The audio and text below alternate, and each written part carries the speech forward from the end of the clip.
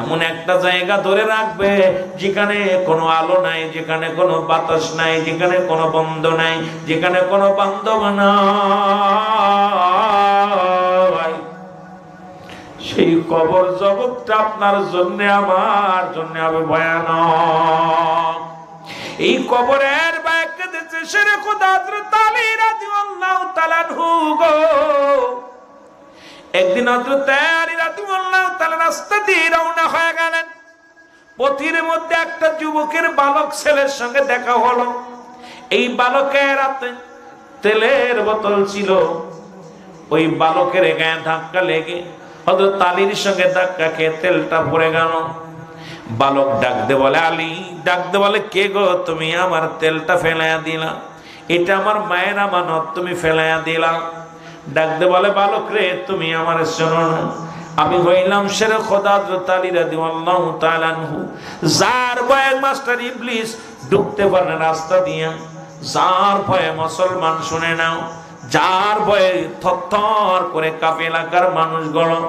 আমি আমি আমি আলী, শুনে নাও আমি আলী। ডাকতে বলে বালক, ডাকতে বলে আলী রে তুমি যে কেউ যে কোনো মস্তান হও না, যাই হও না কেন, আমি আমার তেলটা চাই। হযরত আলী কি করলেন, বালকের কথার উত্তর দিলেন না।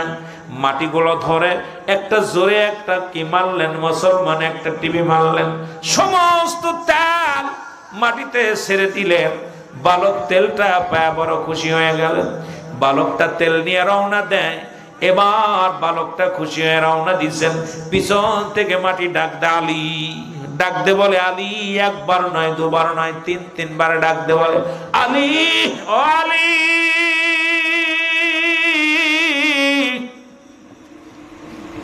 আলী পিছন দিকে তাকা দেখে কেউ নাই, শুধু আওয়াজ শোনা যায়। ডাকতে বলে আলী, আলী রে।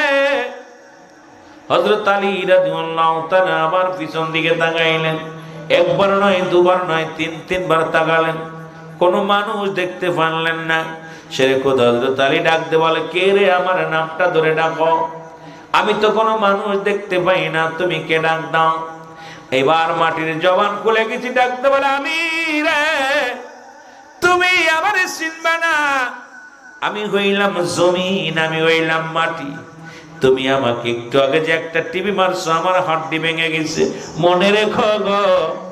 আজ তোমার আমি কিছু বলতে পারলাম না, তবে একদিন আমার ঘরতে আসবা, আমার ঘরের মধ্যে আসবা, আমার কাছে আসবা, সেদিন আমিও তোমার হাড্ডি গুড্ডি ভেঙে দিব।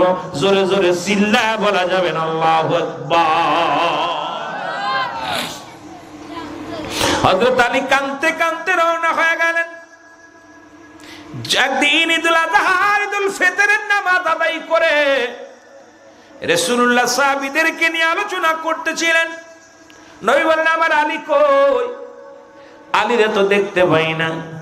সাহাবীরা বলে হুজুর আলী কাঁদতে কাঁদতে রওনা দিছে, নবীগণ ধরে আসলেন ঘরের ভিতরে। আমার নবীজি বলে আলী দেখে ঘরের মধ্যে কান্নার আওয়াজ শুনতে পায়। রাসূলুল্লাহ ডাকতে বলে আলী তুমি কেন কাঁদো? আলী বলে ইয়া রাসূলুল্লাহ, ইয়া হাবিবাল্লাহ, আমি কান্দি কবরের ভয়ে কান্দি। নবী বলেন আলী রে, আমি নবী তো 10 জন সাহাবীর নাম ঘোষণা করেছি জান্নাতি বলে, তার মধ্যে 4 নম্বরে তুমি। আবু বকর ফিল জান্নাতি, ওমর ফিল জান্নাতি, উসমান ফিল জান্নাতি। ও আলী তুমি 4 নম্বরে আমি জান্নাত ঘোষণা করলাম, তারপর কেন তুমি কান্দ? আমি আমার আল্লাহ জানিয়ে দিছে 10 জন সাহাবীর নাম আমি দুনিয়া থেকে জান্নাতি বলে ঘোষণা করে দিয়েছি। আলী, আলী রে তারপর তুমি কেন কান্দ? আলী বলে ইয়া রাসূলুল্লাহ, ইয়া হাবিবাল্লাহ, নবী গো আমি কেন কাঁদছি আপনারে বলি নবী গো, আপনি আমাকে জান্নাতের সার্টিফিকেট দিয়েছেন, কিন্তু ওই কবর আমারে ছাড়বে না। ইয়া রাসূলুল্লাহ, ইয়া হাবিবাল্লাহ, ওই মাটি আমার একদিন মাটির সঙ্গে বেয়াদবি হয়ে যায়, মাটিরে আমি চাপ দিয়েছিলাম, ওই মাটি আমার জবান দিয়ে বলেছিল আলীর একদিন আমার ভিতরে আসবে, আমি তোমারে দেখবো। ইয়া রাসূলুল্লাহ না জানি কখন মারা যায় রে, কখন দুনিয়ার মাঝের অন্ধকার কবরে চলে যায় নবী গো।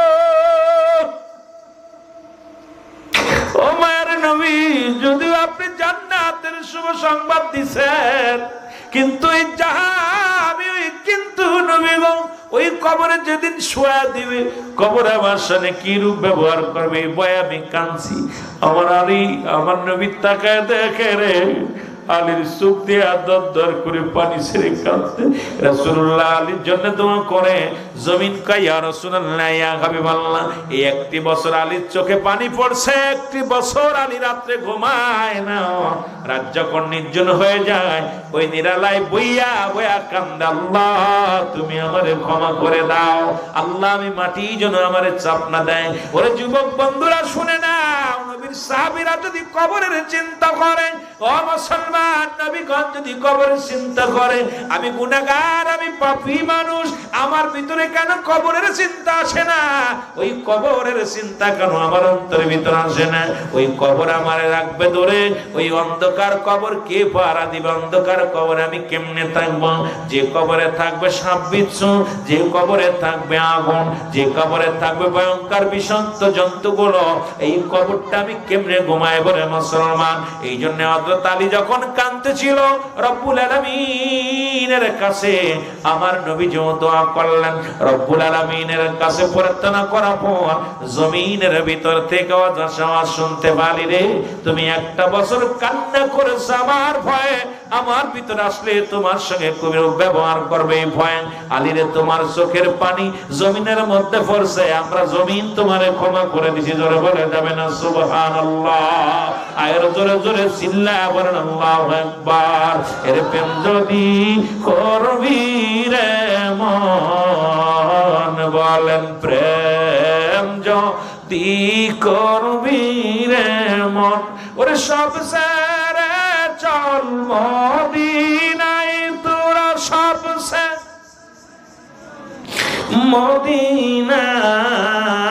মদিনায়।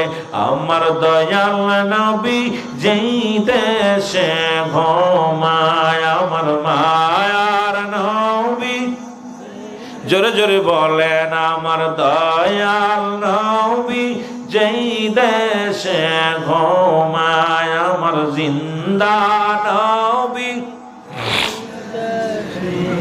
ও তোরা দেখলে সবই পাগল হবি, দেখলে সবই পাগল হবি, কাঁদবি বসে নিরালায়।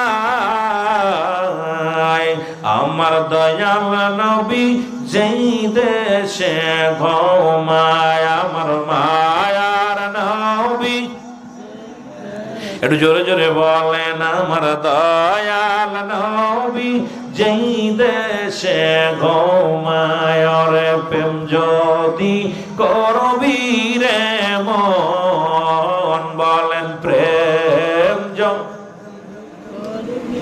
ওরে সব সেরে চল মদিনায়, তোরা সব সেরে চল মদিনায়।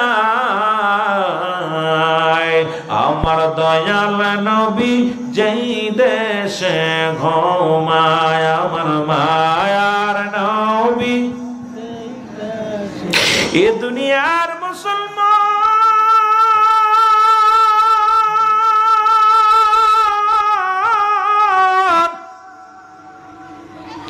এই কবরে যেদিন রেখে দিবে রে, সর্বপ্রথম কবরে একজন ফেরেশতা আসবে, নাম তার নোমান ফেরেশতা। জোরে বলা যাবে না আল্লাহু আকবার?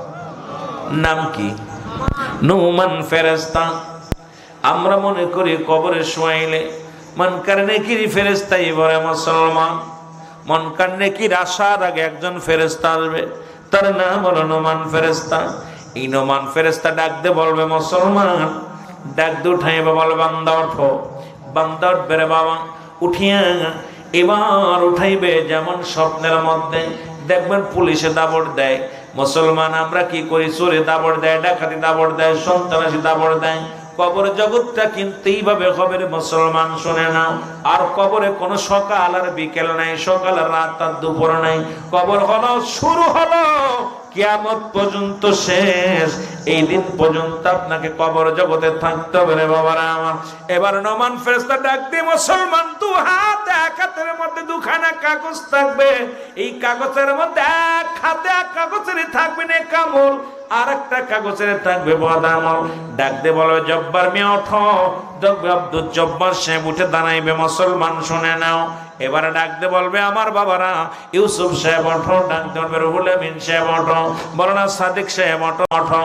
এইরকম নাম ধরে ডাক দিবে না। মুসলমান উঠে বড় উঠবে। উঠানো অপর হাতের ভিতরে কাগজটা দিবে, দিয়া দেখবে কাগজটার মধ্যে দুনিয়ার কত রাকাত নামাজ পড়েছে, কত ভালো কাজ করেছে, দুনিয়ার জিন্দেগিতে কোথায় দান ধ্যান করেছে, কোথায় ভালো মন্দ কাজ করেছে।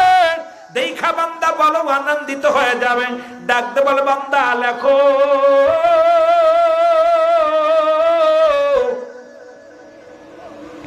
ও বান্দা তুমি লেখা দাও, লেখা দাও।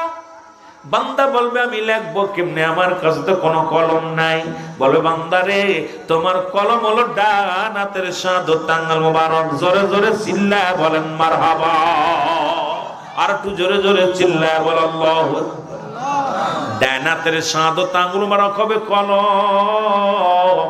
পালানোর কোনো পথ নাই। এই দুনিয়ার মধ্যে মূর্খ থাকলে টিপসই দেন, আমি লিখতে পড়তে জানি না। কবরে কজন আফিল চলবে না। যার যার আমল নামা তার লেখা লাগবে।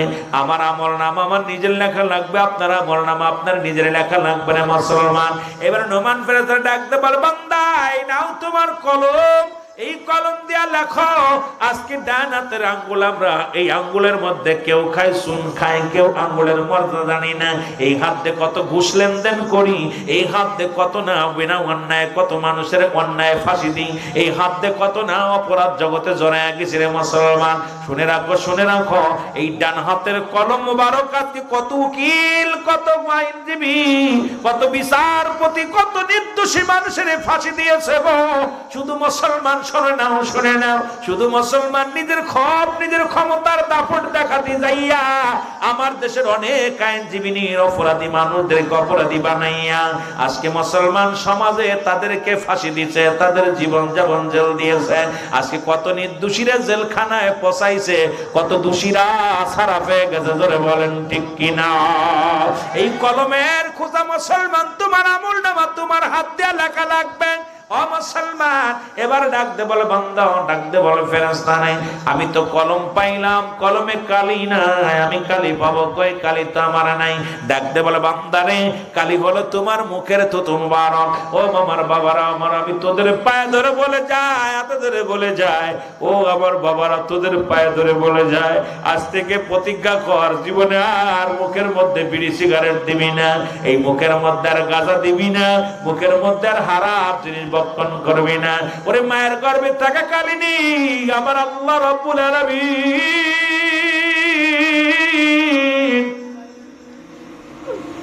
রব্বুল আলামিন তোর মায়ের নাভির সঙ্গে নাভিটা সেট করে দিছে। কুরক্ত গুলো তোমার মুখ দেখাওয়াই নাই, কারণ এই মুখ দিয়া তুমি আমার আল্লাহরে ডাকবা, এই মুখ দিয়ে কুরআনুল কারীম পড়বা, এই মুখ দিয়া তুমি নবীর দুরূদ পড়বা, এই মুখ দিয়া তুমি মুসলমান শুনে নাও সত্যের স্লোগান দিবা। এই মুখটা দিয়া আল্লাহ রাব্বুল আলামিন তোমাকে হারাম জিনিস ভক্ষণ করার নাই, নাপাক পানি খাওয়ার নাই, দুনিয়ার মধ্যে কুরক্ত খাওয়ার নাই। এই মুখটার রব্বুল আলামিন পবিত্র রাখছে। অনুরোধ করে যে আপনাদের কাছে আজ থেকে প্রতিজ্ঞা করবা, এই মুখটার মধ্যে আর বিড়ি টান দিস না, গাঁজার টান দিস না, এই মুখটার মধ্যে আর ইয়াবা লাগাস না, এই মুখ দিয়ে ফাইসা কথা বলিস না, মুখ দিয়ে খারাপ কথা বলিস না, মুখ দিয়ে কারোর গালি দিস না। এই মুখটারে পবিত্র রাখার দরকার আছে কি না?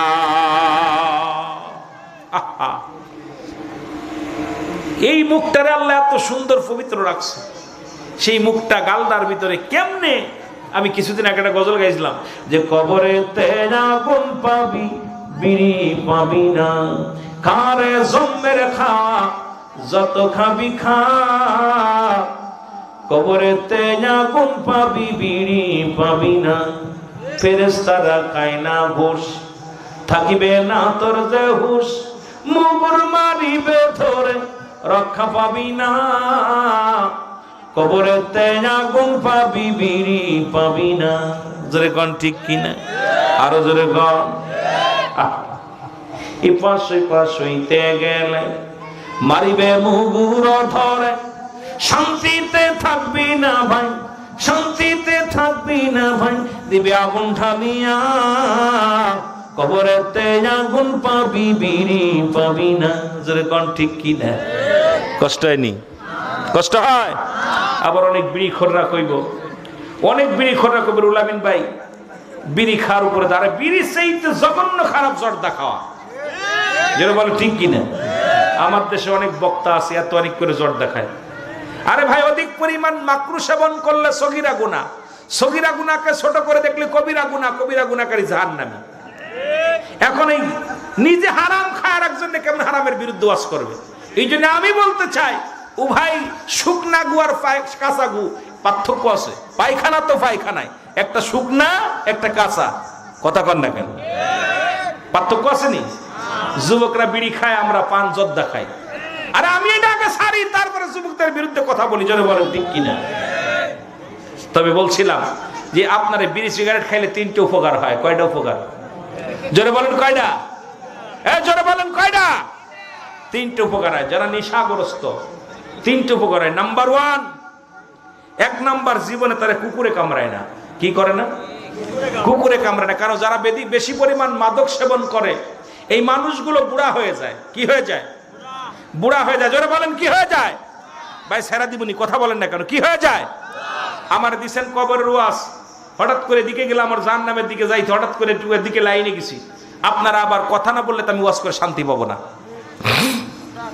বুড়া হয়ে যায়। বুড়া হইলে না হাতে লাঠি, কি নেয়? লাঠি যার কাছে থাকে তার কি কুকুরে কামড়ায়? চিন্তা আছে ওর কাছে গেলেই বাড়বে আমারে, ভয় আছে না? কুকুর যার কাছে লাঠি থাকে তার কাছে কুকুর আসে? আসে না ভয়তে। 2 নাম্বার, ওই বাড়িতে চোর আসে না, কারণ রাত ভরে জোরে জোরে কাশি দেয়। বলেন যে বাড়ি মানুষ জেগে থাকে সে বাড়ি চোর যায়, ধরা পড়ার ভয় আছে না? চোর চিন্তা করে বাড়ি গেলেই ধরা পড়বো। যে বাড়ি দেখুন অধিকাংশ মানুষ যাদেরকে নেশাগ্রস্ত মানুষ, অনেকের এমনি হয়, অনেক মাহফিন কাশি টাশি আল্লাহ দিছে, রোগ দিছে, সেটা ভিন্ন কথা। কিন্তু যারা মাদক সেবন করে অল্প বয়সে তাদের ফুসফুসি নষ্ট হয়ে যায়, ভিতরটা হক্ক যক্ষা কাশি তাদের শুরু হয়ে যায়। জোরে জোরে কাশি দেয়, রাত ভরে খালি কাশতে কাশতে রাত চলে যায়। জোরে বলেন ঠিক কিনা? 3 নাম্বার, মরণ সহজ হয়। কাশি দিয়েছে, কাশি দিয়ে শেষ, কারণ গলায় বাচ্চা শেষ। এই 3টা আমি বিপদ আপনাদের উপকার করে গেলাম। যারা যত খাবেন খান, আমি বারণ করব না। তবে অনুরোধ করি, কবরে কিন্তু এসব পাবেন না, কবরে পাবেন না। যাওয়ার সময় কিছু দিয়ে যেতে বলবেন, বলবেন যাই নামাজ ইসির মধ্যে কাপড়ের মধ্যে কিছু দিয়ে দিতে বলবেন। অনুরোধ করব আমার যুবক ভাইদেরকে, ও যুবক, একটা মানুষ যদি মাদক থেকে ফিরে আয় বাবা, মাদক যে ঘরে ধরছে সে ঘর শেষ। জোরে বলেন ঠিক কিনা? আমার ভাইরা, আমার বন্ধুরা, আমার মুখের তুতো মুবারক হবে কালি, কালি যদি জমে যায় নষ্ট হয়ে যায়, কলম চলবে না। এই জন্য মুখটারে পবিত্র রাখবি রে বাবা। মুসলমান কালি পাইব, ডাকতে বলবে আমি কলম পাইলাম, কালি পাইলাম, খাতা পাবো কয়, কাগজ পাবো কয়। 3 টুকরা কাপড়ের কাপড় দেওয়া হয়, কাপড়ের কাপড় টান দিয়ে খুলে নিয়ে বলবে বান্দাই নাও লেখো। বান্দা হাতের মধ্যে নিয়ে লেখা শুরু করবে, সেকেন্ডের মধ্যে লেখা শেষ হয়ে যাবে, সেকেন্ডের মধ্যে কম্পিউটারের মধ্যে লেখা হয়ে যাবে। হাত থেকে ছিনিয়ে নিবে, আর এক টুকরা কাপড় দিবে, হাতের মধ্যে কাগজ দিবে, বান্দা নাও। এই 80 বছরের জিন্দেগি কত রাকাত নামাজ কাজা দিছিলাম, কত জায়গা তুমি বেগানা নারী নিয়ে ঘুরছিলা, কত জায়গা গাজার প্যান্ডেলে বইলা, কত জায়গা মদের প্যান্ডেলে বইলা রে বান্দা, কত জায়গা তুমি জুয়ার প্যান্ডেলে বইলা, কত জায়গা কত অন্যায় কাজে লিপ্ত হইলা। বান্দা দেখবে আর চোখের পানি ছেড়ে ডাকতে পারবে, ফেরেশতা আমি লিখতে পারবো না। নোমান ফেরেশতা এত জোরে চাপ দিবে রে মুসলমান, ডান দিকের মাটিগুলো চাপ দিবে, ডান দিকের হাড্ডিগুলো বাম দিকে চলে যাবে, বাম দিকের হাড্ডিগুলো ডান দিকে চলে আসবে। এমন ভাবে চাপ দিবে রে মুসলমান, ওই কবরের ভিতরে এত জোরে গর্জন মারবে, হাজার হাজার গজ মাটির নিচে চলে যাবে, আবার উত্তোলন করা হবে। বান্দা এক একটা আমল তোমার লেখানো হবে, বদ আমল গুলো যখন লেখানো হবে, লেখা শেষ, লেখা শেষ হলে বলবে বান্দা গুড বাই, আমি বিদায়। একটু পরে তোর কবরের ভিতরে আসবে মানকার নেকির ফেরেশতা, আয়া তোর আমল নামাটা দেখবে। ও বান্দা, যার যার আমল নামা তার হাতে লেখা লাগবে। এবার মুসলমান নোমান ফেরেশতা বিদায়ের পরপরই চলে আসবে, মানকার নেকির ফেরেশতা চলে আসবে। আসি আপনার আমল নামা দেখবে, ওই কলার ভিতরে লটকানো থাকবে আপনার আমল নামাটা। এইটা দেখবে বান্দা, তোমার ভালো আমল থাকলে 8টা জান্নাতের দরজা খুলে দিবে, খারাপ আমল থাকলে রে বান্দা জাহান্নামের 7টা দরজা খোলা থাকবে। কিয়ামত পর্যন্ত যারা জান্নাতি জান্নাতি নিয়ামত ভোগ করবে গো, যারা জাহান্নামীর ওই অগ্নিকাণ্ড সব বিশ্ব মুসলমান শুনে নাও। কঠিন আযাব গজব ওই কবরের মধ্যে পাবে রে মুসলমান। আর কবরে যা আযাব হয়, আমি বারবার বলি, কবরে যে বিশ্বাস যাদের না হয়, আগামী দিন বাড়ি যাইয়া কবরের পাশে একটা গরু বানবেন, আগামী দিন যাইয়া একটা ছাগল বানবেন, বান্দিয়া ভালো খাবার দিবেন, খাবার দেওয়ার হলে দাঁড়ায় থাকবেন। দেখবেন ওই পশুটা রশি ছেঁড়াছিড়ি করবে, টালু মালু তাকাইবে, চোখের পানিগুলো দর দর করে ছেড়ে দিবে। কবরে আযাব একমাত্র মানুষ এবং দানব বুঝতে পারে না, পৃথিবীর মধ্যে সব প্রাণী বুঝতে পারে মুসলমান। এই কবরে কিন্তু আপনাকে ছাড়বে না, গরিব বলেন, ধনী বলেন, বাদশা বলেন গো, পৃথিবীর মধ্যে যত বড় টাকাওয়ালা বলেন, বাড়িওয়ালা বলেন, পৃথিবীর মধ্যে প্রতাপশালী 4 জন বাদশা ছিল গো, তারাও দুনিয়া থেকে বিদায় হয়ে গেছে। মুসলমানদের মধ্যে 2 জন, একজনের নাম বাদশা মুসলমান, শুনে নাও। মুসলমান একজনের নাম হলো বাদশা সুলাইমান, পয়গম্বর সুলাইমান। 2 নাম্বার হলো মুসলমান বাদশা জুলকারনাইন, আল্লাহ তারে 1600 বছরের হায়াত দান করেছিল। এই পৃথিবীর মধ্যে মানুষটা লম্বা ছিল 48 হাত লম্বা, এই মানুষটা এত বড় লম্বা ছিল বাদশা জুলকারনাইন মুসলমান, শুনে নাও। আল্লাহ তারে পৃথিবীর পৃথিবীর খলিফা বানিয়ে দিয়েছিল, 1600 বছর হায়াত দান করেছিল। একদিন নয়, 2 দিন নয়, 1600 বছর দুনিয়ার মধ্যে হায়াত ছিল। আপনার আমার হায়াত মাত্র 40 বছর, 50 বছর, তারপরে এত মস্তানি কেন মুসলমান? তাই তো বাদশা সিকান্দার বলে, বাদশাহ ফকির হ্যায় সবকো একই ঠিকানা। ধনী মারা গেলেও যে কবর, বাদশা মারা গেলেও যে কবর, এই কবর মুসলমান গরিবের জন্য সেই কবর, বাদশার জন্য যে কবর, তো মুসলমান শুনে না একই ঠিকানা। হয়তো কারোর জন্য দামি কাপড়, কারোর জন্য হয়তো একটু নরমাল কাপড়, কেউ হয়তো কাপড় পাবে না, কেউ কাপড় নিয়ে কবরে যাবে রে মুসলমান, শুনে নাও। যে কথাগুলো বলতেছিলাম, এ মুসলমান দিলের কান্ডা লাগা শোনো। বাদশা জুলকারনাইন আল্লাহ রাব্বুল আলামিন একটা মুজিজার ঘোড়া দান করেছিল, যে ঘোড়াটা একটা কদম পা বাড়ালে মুসলমান, শুনে নাও, শুনে নাও, 12,000 মাইল অতিক্রম করত। যা বাংলাদেশের ইতিহাসে, এই পৃথিবীর ইতিহাসে এত বড় ঘোড়া, এত বড় কদম পেলানো ঘোড়া আর আসে নাই রে মুসলমান। এই বাদশা জুলকারনাইন মক্কা থেকে, যারা মক্কা মদিনায় গেছেন, ওখান থেকে উত্তর দিকে একটা মহকামা দেখা যায়, আলেকজান্ডারিয়া সিটি শহর বলা হয়। এই মাজারে সেখানে বাদশা জুলকারনাইনকে শুয়ায় রাখা হয়েছে।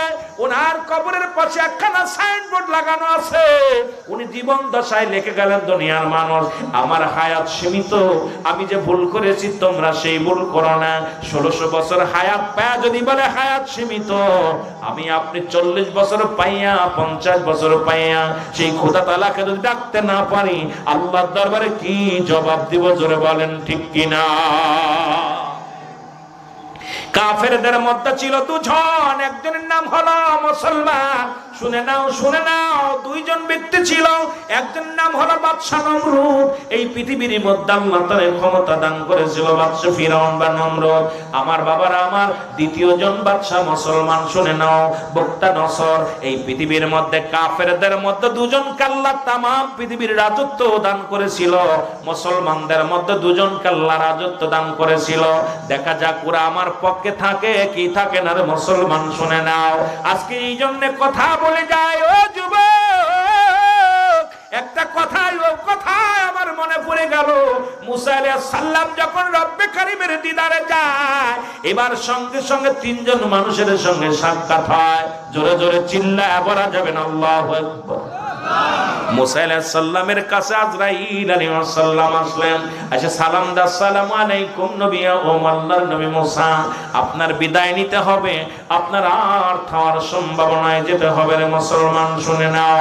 মুসা আলাইহিস সালাম ডাক দিয়ে বলে, ও আজরাইল, তুমি আসছো আমার নেওয়ার জন্য, আমি যাব, তবে যাওয়ার আগে একটা আমার বড় দাবি, আমি রব্বে কারীমের সঙ্গে একটু সাক্ষাৎ করতে চাই।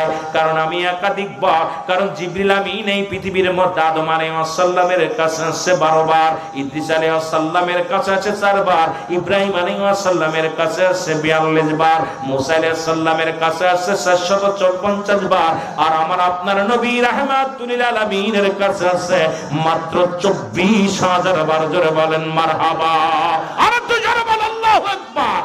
মুসা আলাইহিস সালাম ডাক দিয়ে বলে,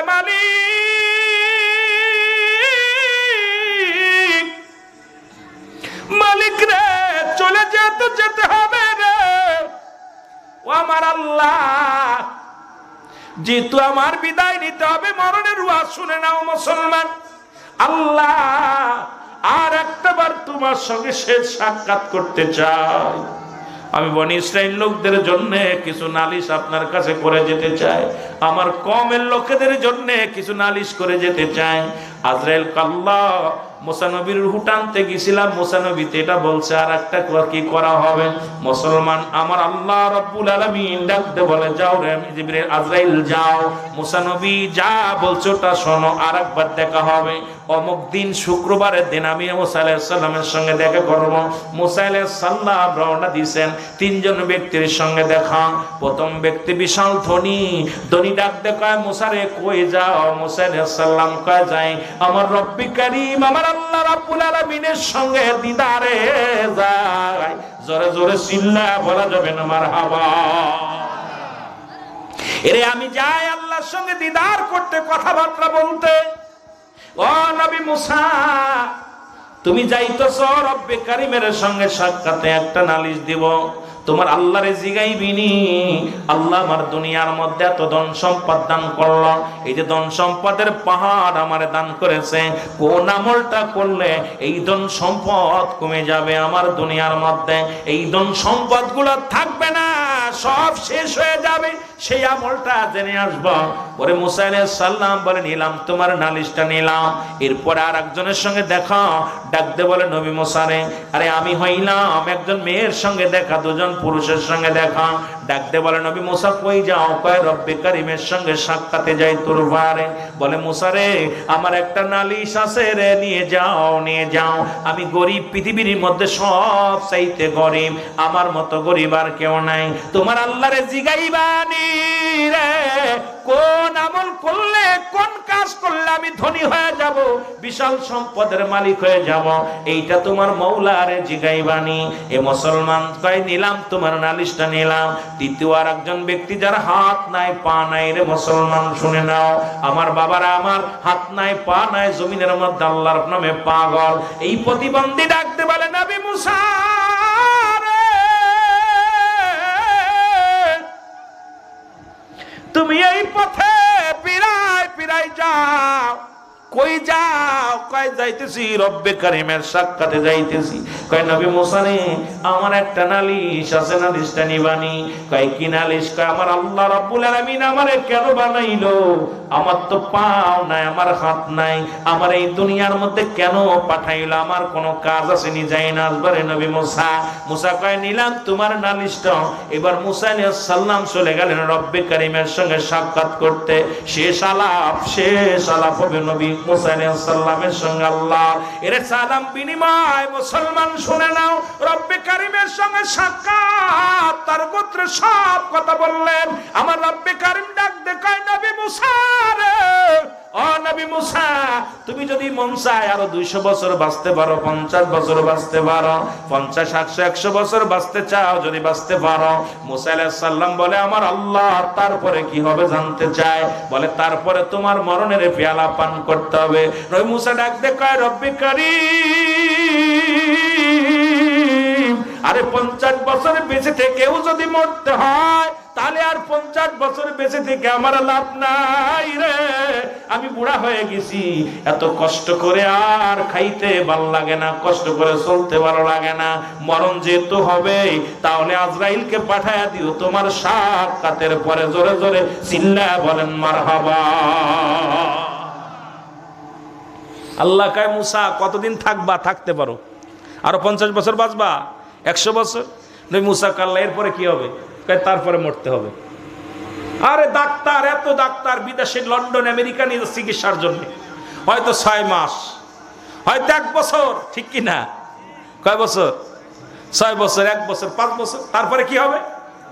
মরণ হবে। আরে আগে নামাজ ধর, হালাল খা, আল্লাহর জিকির কর, সত্য রাসূলের তরিকা মতো চল, একজন বলেন ঠিক কি না? ওদিকে খোঁজ নাই। এমবিবিএস ডাক্তার দেখাইতেছে, ঠিক আছে দেখা। আল্লাহ কয় তোরও বাঁচায় রাখলাম, ঠিক আছে, আরো 40 বছর পাপ কর, কত পারবি কর, 5 বছর কর। ও মরা থেকে বাইসা আরো দুনিয়ার মধ্যে বেশি চক্রবৃদ্ধি সুদ খায়। আমার দেখা মতে কয়েকটা একদম মরা মানুষ আল্লাহ বাঁচায় দিছে।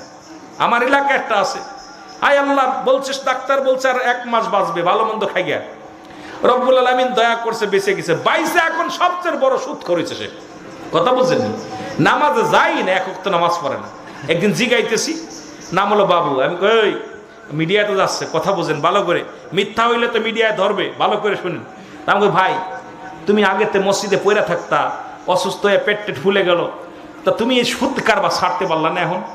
কয় ভাই আমার ভাল লাগে নামাজ কালাম পড়তে। আমি ভাল কি বললা? এক সময় আল্লাহরে ডাকতে ডাকতে তসবিহ হাতে নিয়ে শুইলা ফেলাইছো, হাত ছুইলা গেছে, করা পইরা গেছে, আর যেই তুমি বালা হইছো আল্লাহরে ডাকা বাদ দিছো। যারা বলেন ঠিক কিনা? আমার বাবারা, এই জন্য আমি অনেক ছেলের আছে পরীক্ষার আগে সিজদা দিতে দিতে কপালে দাগ পড়ে যায়। যেই পরীক্ষায় ফেল করে লেখাপড়া বাদ, আর পাস করলেও লেখাপড়া বাদ, নামাজ বাদ। চলে বলেন ঠিক কিনা? আইরে নামাজ তো আল্লাহর দোষ, আল্লাহ আমার দিক তাকায় না। আর ভরা পড়া তুই তো লেখিস নাই, পাস করবি কেমনে? জোরে বলেন ঠিক কিনা? লেখে নাই তো, একটা করে হরফ পড়লে, একটা করে হক্কর পড়লেও পাস করতে পারে। 365 হক্কর মুখস্থ হয়। ও তো পড়ে নাই, বইসাই খালি মোবাইল টিপছে। জোরে কন ঠিক কিনা? বইয়াই খালি মোবাইলে। আহা, ও পাস করবে কিরাম? যে একটা করে হরফ যদি পড়তো, কয়টা বছরে কয়দিন? হ্যাঁ জোরে বলো, কয়শো দিন?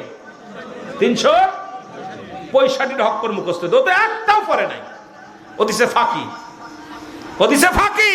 আর আল্লাহর দোষারোপ করে, আল্লাহ আমার দিক তাকায় নাই। তাকাবে কেমনে? ভরা পড়া তোর দিক, তুই তো আল্লাহর দিকে ছিলি না। যারা বলে ঠিক কিনা? মুসা আলাইহিস সালাম কে আল্লাহ এই কয়দিন বাঁচা পড়ো, যদি মরতে হয় তাহলে বেঁচে থেকে লাভ নাই, নিয়ে যাও, দরকার নাই। তবে একটা নালিশ, 2টা নালিশ। একটা প্রথম নালিশ আমি জানতে চাই, নালিশটা হলো ওই লোকটার 3টা নালিশ, 3টা লোক আমার কাছে নালিশ দিচ্ছে, 3টা লোকের নালিশ নিয়ে আইছে আপনার কাছে, প্রশ্ন নিয়ে উত্তর নেওয়ার জন্য আসছি। আল্লাহ কয় কি প্রশ্নের উত্তর নিবি বলো? 1 নম্বর প্রশ্নের উত্তর, আল্লাহ একজন ধনীর সঙ্গে দেখা হলো, ধনী বলতেছে কি কাজ করলে তার ধন সম্পদ কমবে, এইটা তারা জানাই দিতে বলছে। এখন আমি আপনার কাছে জানতে চাই ওই লোকটা কি আমল করলে ধন সম্পদ কমে যাবে? আল্লাহ বললেন মুসারে তুমি যা বলো, ওই লোকটা যেন আজ থেকে কোনো যেন শুকরিয়া আদায় না করে, আমার শুকরিয়া যদি আদায় না করে, আলহামদুলিল্লাহ, এই শুকরিয়া যদি আদায় না করে ওর ধন সম্পদ সব কমে যাবে। জোরে বলেন না মারহাবা, আরো জোরে বলে মারহাবা। দ্বিতীয় লোকের বলতেছে আল্লাহ, দ্বিতীয় যে ব্যক্তি গরিব মানুষ, এই লোকটার ঘর দরজা সামান্য একটা কুড়ে ঘর আছে, কিচ্ছু না, এই লোকটা বলছে সে ধনী হবে কেমনে? আল্লাহ কয়েছে মুসারে ওরে যায় বলবা সেজন্য বেশি বেশি আমার শুকরিয়া আদায় করে। জোরে বলেন না সুবহানাল্লাহ, আরো জোরে কর না। নিচে প্রশ্ন উত্তর পাইছে। 3 নাম্বার প্রশ্ন, আল্লাহ ওই যে একটা হাত নাই পা নাই, ওই লোকটারে তুমি কিয়াতে বানাইছো? এই দুনিয়ার মধ্যে কেন পাঠাইলা? ওদের কোনো কাম আছে? না পারে বোঝা টানতে, না পারে হাঁটতে, না পারে চলতে, এই লোকটারে তুমি কেমনে বানাইলা? আল্লাহ ওরে বানাইছি আমি জাহান্নামের ছিদ্রা ফুটা বন্ধ করার জন্য। আল্লাহু আকবার বলেন না। জাহান্নামের মধ্যে কিছু ছিদ্রা আছে, এই ছিদ্রাগুলো বন্ধ করার জন্য বানাইছে। মুসা আলাইহিস সালামের চোখ দিয়ে পানি আসে, আল্লাহ এই লোকটার পাও নাই, হাত নাই, এই লোকটারে তুমি জাহান্নামের ছিদ্রা বন্ধ করবে, এই উত্তর আমি কেমনে দিব যায়া? ওই লোকটার যদি উত্তরটা দিই, ওই লোকটা কষ্ট তো পাবে, বিশাল কষ্ট পাবে। তা উত্তর দেওয়ার জন্য আসছে, কয় মালাকুল মউত তাই বেরবে। আমার মুসলমান বাবারা, মুসা আলাইহিস সালাম চলে আসলেন, প্রথম দেখা হলো ধনীর সঙ্গে দেখা হলো। ধনী ডাকতে বলে নবী মুসা রে, ও নবী মুসা তোমার আল্লাহর সঙ্গে সাক্ষাৎ হয়েছে নি? কয় হ। যদি সাক্ষাৎ হয় আমার ধন সম্পদ কি করলে কমে যাবে বলো রে নবী মুসা। বলে মুসা ডাক দে কয়, ও ধনী, আমার রব্বে কারিম বলেছে আজ থেকে তুমি রব্বি কারিমের শুকরিয়া আদায় করবা না, দেখবে তোমার ধন সম্পদ কমে যাবে। ধনী ডাক দে কয়, নবী মুসা রে, আমারে কি পাগল পাইছনি? আরে ধন সম্পদ আরো যদি বেশি হয় দুঃখ নাই, তবু আমার আল্লাহর শুকরিয়া আমি বাদ দিতে পারবো না। জোরে জোরে চিল্লায় বলা যাবে না মারহাবা। ওরে ধন সম্পদ আরো, কিন্তু আমি আমার আল্লাহ শুকরিয়া আদায় করব না, এটা হবে না। আরো দ্বিগুণ সম্পদ বেড়ে গেছে লোকটা। নবী মুসা চলে গেলেন গরিবের কাছে, যা বলেন গরিব মহিলা ডাকতে বলে, নবী মুসা, তোমার আল্লাহরে জিগাইছনি কি আমল করলে আমি ধনী হব, কি কাজ করলে আমি ধনী হব, জিগাইছনি? কয়, বুড়ি মারে জিগাইছি, শোনো, তুমি বেশি বেশি রব্বে কারিমের শুকরিয়া আদায় করবা। বুড়িমা কয়, তোর আল্লাহ আমারে কি দিছে? আমি না খাতি পাই না, পট্টি পাই না, গায়ের মধ্যে বল নাই, গ্রামে গ্রামে ঘুরে ঘুরে দুটো চাল পাই, ডাল পাইটা খায়, আরে কেন তোর আল্লাহ শুকরিয়া আদায় করবো? সঙ্গে সঙ্গে একটা তুফান আসলেন, তুফান আসিয়া বুড়ির ঘর দরজায় যা ছিল একটু কুড়িয়ে ঘর ভেঙে গেছে। ডাক দেখায় বুড়িমা, নবী মুসা রে, সারাদিন ঘুরে ঘুরে বেড়াইতাম, সারাদিন মানুষের দ্বারে দ্বারে ভিক্ষা চাইতাম রে, রাত হলে একটু মাথা গোজার জায়গা ছিল, আজকে ঘরটা ভেঙে গেছে রে, আমি থাকবো কোথায়? রাতের অন্ধকারে থাকবো কোথায়? রব্বে কারিম, তোমার শুকরিয়া আদায় করি, যদিও খাবার না পাইতাম না, যদিও ভালো মন্দ পাই নাই, তবু তো শোয়ার একটু জায়গা দিছো আমার, তোমার শুকরিয়া আদায় করি। সঙ্গে সঙ্গে শুকরিয়া আদায় করছে, সঙ্গে সঙ্গে ঘরটা সুন্দর ঘর হয়ে গেছে। জোরে জোরে চিল্লায় বলা যাবে না মারহাবা। এবার নবী মুসা হাঁটতে হাঁটতে যা দেখে রে, ওই প্রতিবন্ধী যার হাত নাই, যার পা নাই, এই লোকটা পড়ে পড়ে কান্দে, চোখের পানিগুলো ছেড়ে ছেড়ে কান্দে, আল্লাহ, ও আমার আল্লাহ, ও আমার আল্লাহ। মুসারে দেখে বড় হাসি পেয়েছে রে, আল্লাহ, আজকে নবী মুসারে পাইছি, তুমি আমারে কেন বানাইলা? আজকে জানতে পারবো আমার তো হাত নাই, পা নাই, প্রতিবন্ধী মানুষ, নোলা মানুষ, আমারে কেন বানাইলা? এত কষ্ট দিলা দুনিয়ার মধ্যে, আজকে মুসা নবীরে পাইছি, জিগাইব তোমার কাছে, জিগায় আসছে, তোমার উত্তরটা আমি পাবো। ডাকতে বলে, নবী মুসা রে, ও নবী মুসা। নবী মুসা কয়, ও প্রতিবন্ধী ভাই, কই, ও নবী মুসা, তোমার মওলারে জিগাইছনি? কই কি? কয়, তোমা আমারে বানাইছি কেন?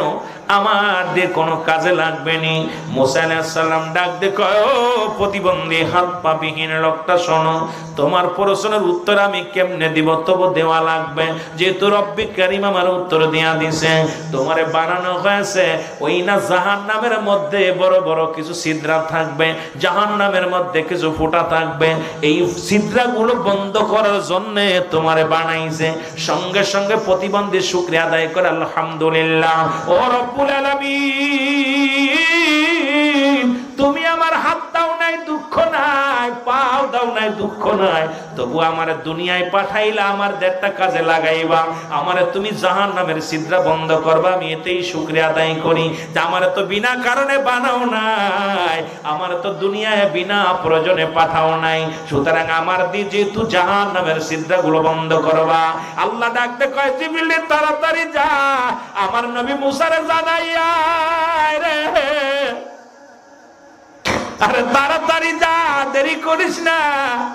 ওই হাত পা বিহীন যে লোকটা আছে, আমার নবী মুসারে বল, ও আমার শুকরিয়া আদায় করার সঙ্গে সঙ্গে আমি আল্লাহ এত খুশি হয়ে গেছি, জান্নাতের 8টা দরজা ওর জন্য খুলে রাখছি।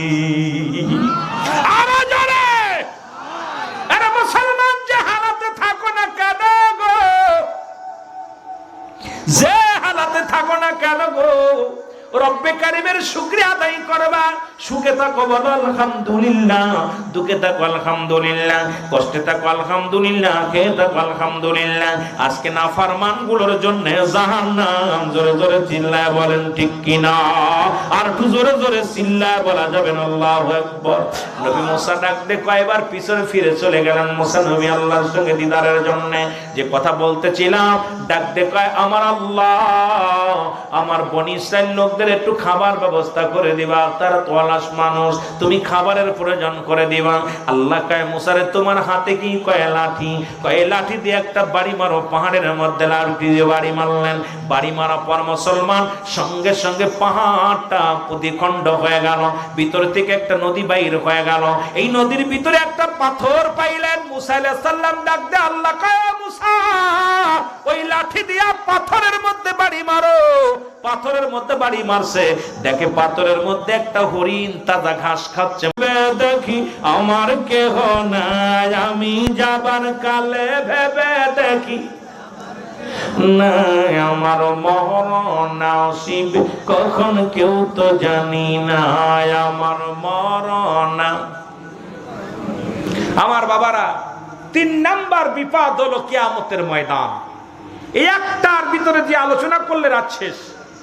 একটার পর একটা বিপদ। নাম্বার 1 মরণ, নাম্বার 2 কবর, নাম্বার 3 কিয়ামতের ময়দান। যেদিন পিতা পুত্রের সম্পর্ক থাকবে না, মুঠো হাত উপরে সূর্যোদয় হবে, মাটি পুড়ে তামা হয়ে যাবে, যেদিন মানুষের মস্তিষ্কগুলো গলে গলে জমিনের মধ্যে পড়বে, সেই দিনটা ভয়ঙ্কর দিন। সেই দিনের কথা স্মরণ রাখো, দিন রব্বে কারিম বিচারক হবে, বিচারের কাঠগড়ায় তোমাকে দাঁড়া করবে। সেদিন কি জবাব দিবে? জবাব দেওয়ার জন্য আমাদের প্রস্তুতি হওয়ার দরকার আছে কিনা? জোরে বলেন আছে কিনা? ওই কিয়ামতের ময়দানটা ভয়ঙ্কর। তবে কিয়ামতের আগে 70টা আলামত হবে। 70টা আলামতের ভিতরে অধিকাংশ আলামত হয়ে গেছে।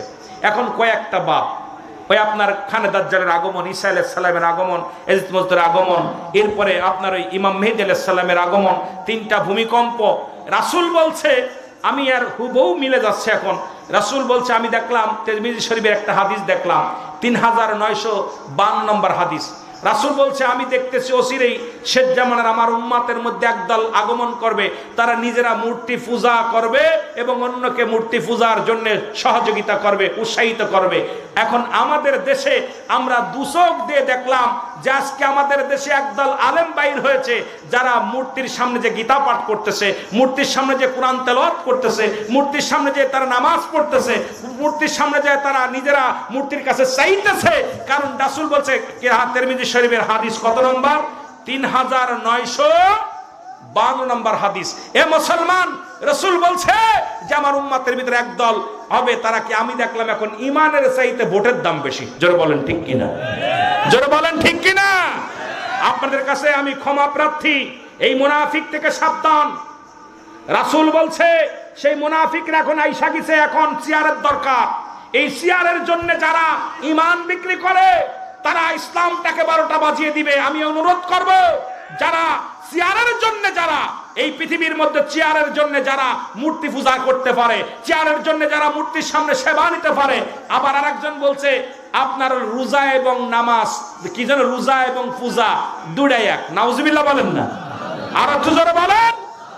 আমার বাবারা, নবীজির কথা শুনুন। আমার নবীজি বলছে শেষ জামানে একটা মানুষের ভিতরে এমন অবস্থা হবে, এমন ভাবে শুরু হবে যে আপনাকে আমি মারতেছি, আমি কেন মারতেছি আপনাকে আমি জানি না, আর আপনাকে মারছি আপনি কেন মার খাচ্ছেন এটাও জানেন না। ঠিক ঠিক একই অবস্থা। আমার ভাই সর্বশেষে কিন্তু কটা কথা বলে গেছে, গুরুত্বপূর্ণ কটা কথা বলে গেছেন।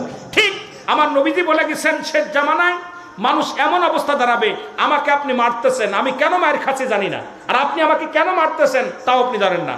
ঠিক কয়েকদিন আগে দেখলাম ঢাকাতে একজনকে কুবায় মারতেছে। জিজ্ঞাসা করা হলো, তুমি ওরা মারছো কেন? আমি জানি না কেন মারতেছি। যাকে মারতেছে তার আপনারা মারছে কেন? আমি তো বলতে পারি না। এখন এই যে অবস্থা, যাকে মারতেছে সেও জানে না কেন মারছে, যিনি মারতেছে সেও জানে না আমি ওকে মারতেছি কেন। সুতরাং ঠিক সেই জামানা এসে গেছে। জোরে বলেন ঠিক কিনা? আরো জোরে বলেন ঠিক কিনা? সুতরাং ঈমান বেচা কিনা চলতেছে দেশের উপরে। আপনাদের করজোরে দাবি করব, এদের থেকে সাবধান, এদের থেকে সাবধান। আমার ভাই বলছে নির্বাচন আসছে, হাওয়া লাগছে, কোন দিকে যাবে, কি অবস্থা যাবে, আপনাদেরকে টাচ, ভালো টাচ দিছে। তবে আমি আপনাদেরকে সতর্ক করে যাই যে আমার নবীজি বসে আছেন, কয়েকজন জনক, কয়েকজন সাহাবী, আবার ওই যে একটা হাত দিয়ে কোরআন ডাকবে, কোরআনের মধ্যে তো আছে হিন্দুদের সাহায্য। সূরা তাওবা 6 নম্বর আয়াত, এখানে দুইজন হাফেজ আছে। কত নম্বর? কথা বলেন না কেন? সূরা তাওবা 6 নম্বর আয়াত। আল্লাহ বলে, হাবিব, আপনার কদমের মধ্যে যদি কোনো অমুসলিম যায়, সর্বপ্রথম তাদের বসতে দেন। যদি তারা আপনার সাহায্য চায়, সাহায্য দেন। নিরাপত্তা চাইলে নিরাপত্তা দেন। নিরাপদ স্থানে পৌঁছা দিতে বলে আপনি পৌঁছায় দেন। কথা বলেননি? সূরা তাওবা 6 নম্বর আয়াত ভালো করে দেখে নেবেন, আপনারা আরো ভালো করে তাফসীরটা দেখে নেবেন। তামার ভাইরা, যেটা বলতেছিলাম, তামার এখন কয়দিন পরেই দেখলাম এক হিন্দু ভদ্রলোক বলছে, আমরা তো আপনাদের মসজিদে যাই না, আপনাদের ঈদগায় যাই না, আপনারা আসেন কেন আমাদের পাহারা দিতে? আপনাদের মসজিদ ঠেকাইতে পারেন না, আমাদেরকে পাহারা দিতে আসেন, লজ্জা করে না? তাহলে বোঝা গেল তারা তো আমাদের কাছে নিরাপত্তা চাই নাই, আমাদের কাছে নিরাপদ স্থানে পৌঁছাতে বলে নাই, আমাদের সাহায্য চাই নাই, কিন্তু আমরা সিয়ারটার জন্য আমরা ঈমান বিক্রি করছি। জোরে বলেন ঠিক কিনা? জোরে বলেন ঠিক কিনা? সুতরাং এই সমস্ত ঈমান চোর থেকে সাবধান, ঈমান চোর থেকে সাবধান। চলছে ধর্ম নিয়া বাড়াবাড়ি, ঈমান আগুনের বাজারে, থাইকো হুঁশিয়ারে মুমিন, থাইকো হুঁশিয়ারে। উম্মত হবে ৭৩ দল, ৭২ দল যাবে রসাতল, বলছে নবী গণে। বর্তমানে বাতিল ফেরকা দেশটা গেছে ভরে। জোরে বলেন ঠিক কিনা? সাবধান, খুব সাবধান, খুব সাবধান। মাজার ভাঙতেছে আর মাজারগুলো ভেঙে গুড়িয়ে দিতেছে, মন্দির পাহারা দিতেছে। এর দ্বারা প্রমাণ হয়, আরে মাজাররা কি ক্ষতি করছে? আমি বলি মাজার ভাঙার পক্ষে আমিও।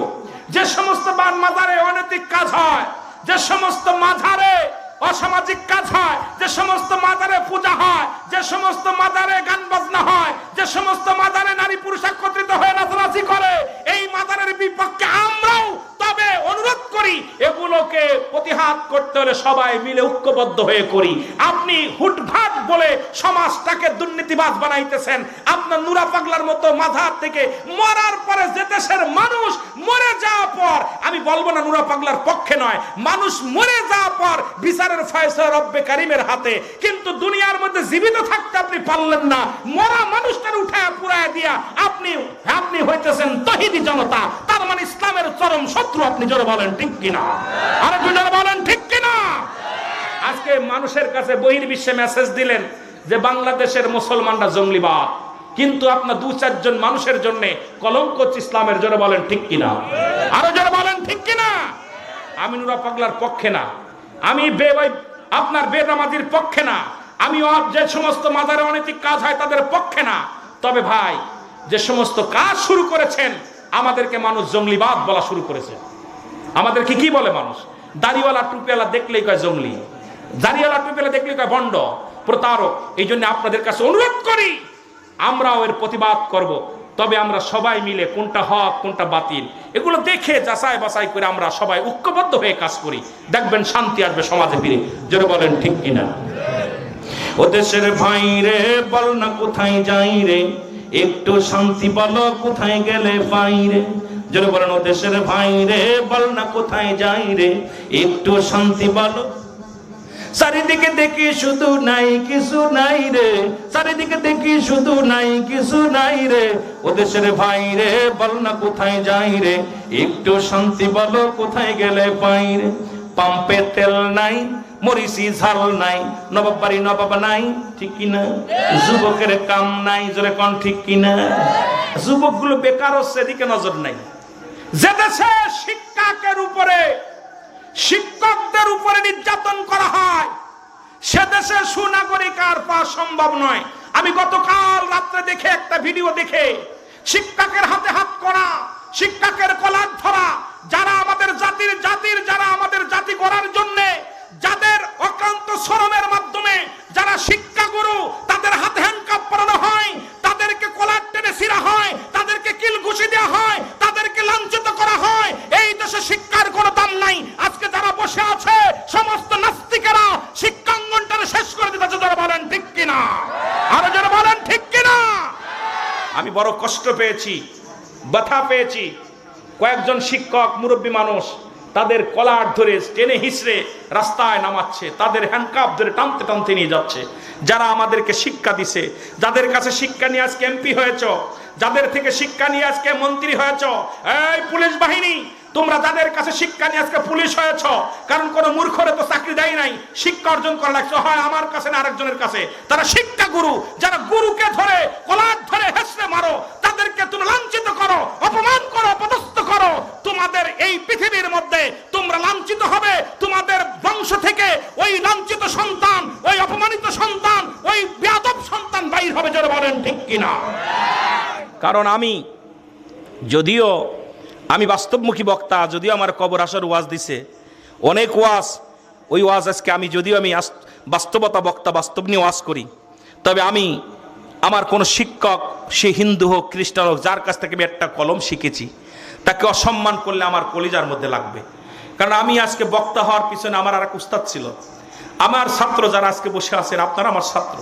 তো আজকে শিক্ষকের হাতে হ্যান্ডকাপ, অন্য দেশে শিক্ষকদের মর্যাদা করা হয়, আজকে বাংলাদেশে সবচেয়ে শিক্ষক যারা, এদেরকে অবহেলিত করা হচ্ছে। শিক্ষকের কোনো দাম নাই, শিক্ষকের কোনো মর্যাদা নাই।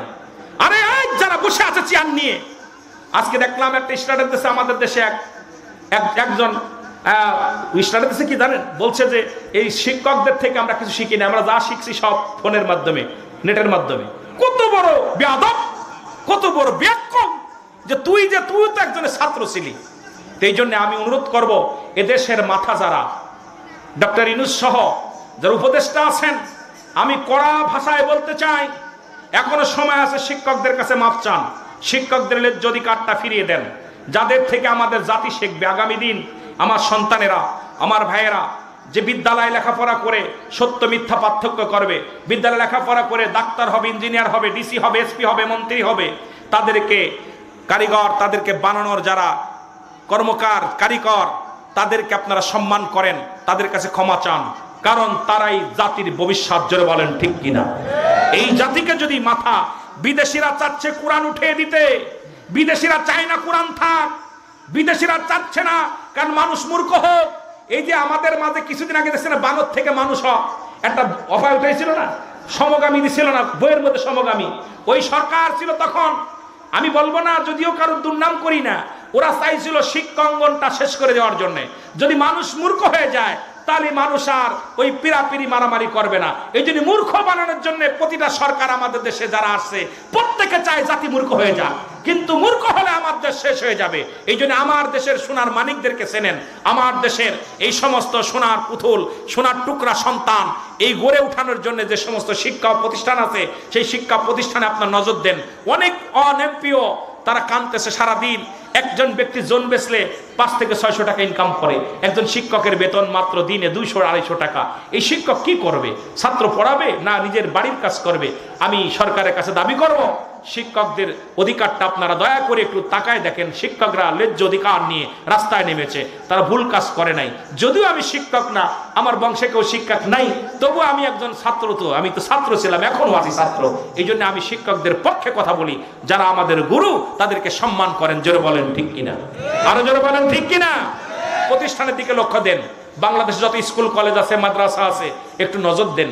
অনেক মসজিদে বেতন নাই, ইমাম সাহেব, অনেক ইমাম, আমরা এদিকে নজর নাই। অনেক ইমাম 10,000 5,000 টাকা বেতন। এই মানুষটা কি করবে? বইয়ের একটা শাড়ি কিনতে গেলে 1 কেজি চাউলের দাম 100 টাকা। এই লোকটা কিনতে গেলে কি করবে?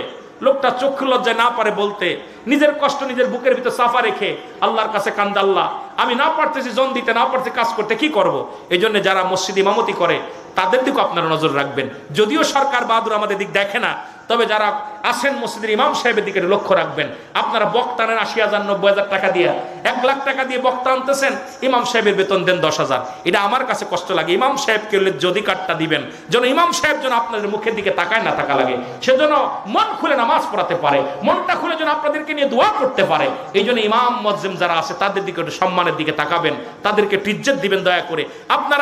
আপনি একটা ফ্যামিলিতে কত টাকা খরচ আপনি নিজে জানেন। আমার দেশে অনেক ইমাম আছে 5,000 6,000 10,000 টাকা বেতন। অনেক ইমাম আমাদের কাছে বলে, সিদ্দিকী সাহেব আমরা যে কত কষ্টে আছি জানেন না, তারপরে 3 মাস 4 মাস বেতন বন্ধ, আমাদের কষ্ট হয়, তবে বলতে পারি না ভাই, কি করব। তা আমাদের ইমাম মানে নেতা, যে নেতা যদি না খেয়ে থাকে, নেতা যদি অভাবে থাকে, নেতার ছেলে মেয়ে যদি অভাবে থাকে, সে কেমনে আপনাদের কিনে চলবে? এই জন্যে যারা মসজিদের সঙ্গে জড়িত আছেন তাদেরকে আমি দাবি করব, আপনার মহল্লায় যে মসজিদগুলো আছে তাদের দিকে নজর দিবেন। যারা মসজিদের ইমাম মজ্জেম যেন একটু সচ্ছলভাবে চলতে পারে, দূরে ডাল ভাত খেয়ে থাকতে পারে, সেদিকে নজর দিবেন। কষ্ট পাচ্ছেন আপনারা? কষ্ট পাচ্ছেন? আর একটা কথা সর্বশেষে বলে যাই, আপনারা সন্তানের হাতে মোবাইলগুলো কালকে থেকে আপনাদেরকে সিজ করে নেবেন। দয়া করে মোবাইল হ্যান্ডেড সেট কারোর হাতে দিয়েন না। সন্তান ছেলে মেয়ে নষ্ট হয়ে যাচ্ছে এই ফোনে। আর এই ফোনটা হাতে নেওয়ার পর যদি কোনো পীর সাহেব বলে যে আমি কোনো ল্যাংটা ছবি দিই না, আমি করে চোর, কথা বোঝেন নাই?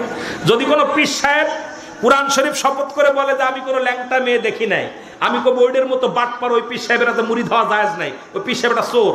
কারণ এই হ্যান্ডেড সেট খুললেই ল্যাংটা ছবি, যেটা বলেন ঠিক কিনা? হ্যাঁ, কথা বলো না কেন? সুতরাং এগুলো আমার ছোট ছোট মাসুম বাচ্চাদের হাতে, ছোট মেয়েদের হাতে, ছেলেদের হাতে এগুলো দেখা পর তাদের চরিত্র নষ্ট হয়ে যাচ্ছে, তারা ওদিকের প্রতি ঝুঁকে গেছে। এই জন্য আমি আপনাদেরকে অনুরোধ করব, আপনাদের ছেলে মেয়ের হাতে দয়া করে ফোন দিয়েন না, ফোনটা দিয়েন না। দয়া করে যখন নাবালক থেকে সাবালক হবে তখন দিয়েন না, নাবালকের হাতেও দিয়েন না। যখন উপযুক্ত হবে তখন তাদেরটা তারা ভিন্ন ব্যাপার। কিন্তু ছেলে মেয়ে ফোনে আসক্ত হয়ে অন্যর ঘর নষ্ট করতেছে, অন্যর বাড়ি নষ্ট করে সম্পদ নষ্ট করতেছে, এদিকে আমাদের লক্ষ্য রাখার দরকার আছে কিনা? জোরে বলেন, আছে কিনা? এই জন্য আপনাদের কাছে অনুরোধ করে গেলাম, মরণের চিন্তা করবেন। 1 নাম্বার বিপদ মরণ, 2 নাম্বার কবর, 3 নাম্বার কিয়ামতের ময়দান। এই কিয়ামতের বিষয় নিয়ে আলোচনা করলে আরো 1-2 ঘন্টা আলোচনা করা আমার প্রয়োজন। এই কিয়ামতের ময়দানটা হবে আরো ভয়াবহ। সেই কিয়ামতের ময়দানে, হাসরের ময়দানে ফুলসিরাত হবে, চিকন চুলের চাইতে চিকন, হীরার চাইতে ধার, বিজলির চাইতে ন্যায় পার হয়ে যাবে কেউ মাতিরা। আপনার ইমানদারেরা বেঈমানেরা কেটে কেটে পড়বে। জাহান্নামের গায়ের উপর দিয়ে জান্নাতের সেতু হবে, ওই মানুষ দৌড়ায় দৌড়ায় পার হবে, জাহান্নামীরা পড়ে যাবে, জান্নাতীরা দৌড়াবে। এই মানুষগুলো হাজার বছর রাস্তার হবে, এই রাস্তা সেকেন্ডের মধ্যে পার হয়ে যাবে। অনেক লম্বা আলোচনা। এই জন্য আমি আপনাদেরকে বলবো, সময় বেশি নাই, 40-50 বছর হায়াত। এই 40-50 বছর দিনের পথে কাটিয়ে দেন। আল্লাহ আমাদের দয়া করুক। জোরে বলেন আমিন। আরো জোরে বলেন আমিন।